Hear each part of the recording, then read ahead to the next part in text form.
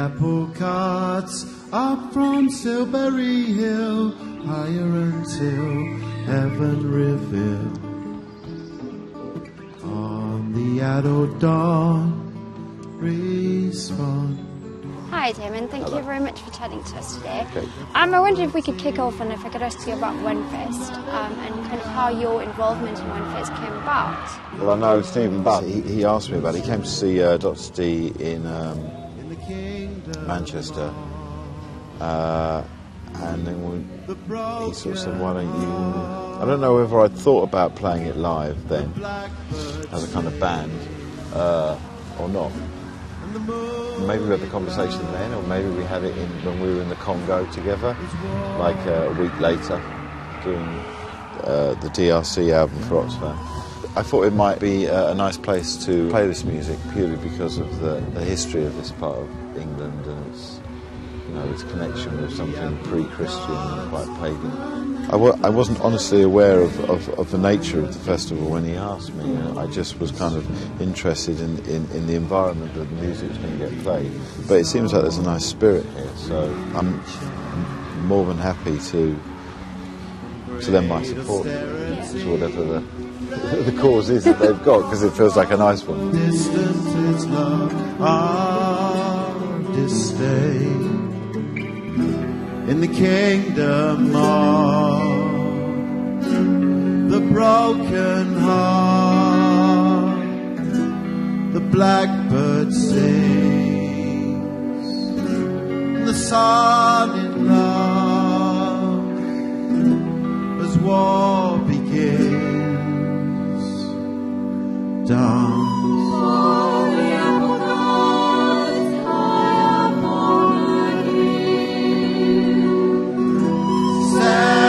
Cause of life, the sea of glass is through. I was quite interested, how did John Dee come onto your radar? Through Alan Moore.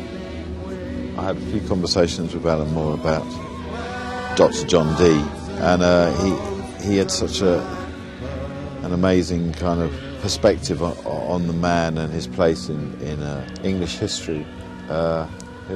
Something I've always been really interested in, so it became a kind of somebody I could react to emotionally, more because of the ideas that he was playing with than necessarily initially with the man himself. I didn't know as much about him as I know now. Yeah. But the fact that he kind of sort of he was a very learned individual who was interested in all forms of knowledge really, and kind of unifying them all, and was fascinated in ritual magic, and in very, very ancient classical philosophic ideas, and he was trying to sort of make all of this stuff kind of work as a metaphysical machine for an emerging English empire. Kind of English at then. It wasn't really British in the way that we kind of understand that then. It was more of an English thing.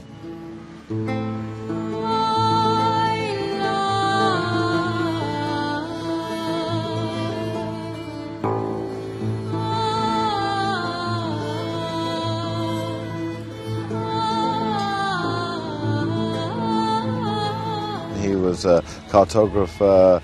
He was a navigator, he was an astrologer, he was a theologian, mathematician. Yeah. How kind of putting all of that into the music and into this album, what was that journey like for you? Well, it's been fascinating and extremely challenging, and there are a lot of areas that I don't really understand. But I do know how I feel about places like this, and that's kind of where I started emotionally. It was like, how would I sing a love song or a betrayal song or a hope song through the filter of sort of a forgotten pastoral pagan England, really. My loyalty would go these hopes coming down. It's a powerful thing. The morning I awoke to find you gone. I think alchemy and music together sound very grand and sort of a bit weird. Music is mercurial, yeah, in that sense, and invisible, and you can do really what you like with it. That's why it's such a fun thing to do in your life, really. But I mean, there's also music around today that's quite vacuous. This is not that. And as Yeah, an artist, I wouldn't say that music is ever vacuous. It just may. You know, if you listen to like a piece of what you're describing through a I don't know, a small speaker or something, and then look at it from the future, looking back on that moment and hearing that sound in that way, maybe after a few drinks or whatever, you know, I mean, it's not as vacuous as maybe it is in a certain, but in this environment, maybe some of that music would be, but you know, what I mean? I don't believe that music is ever vacuous. I believe there's always something in music, otherwise it wouldn't be there, would it?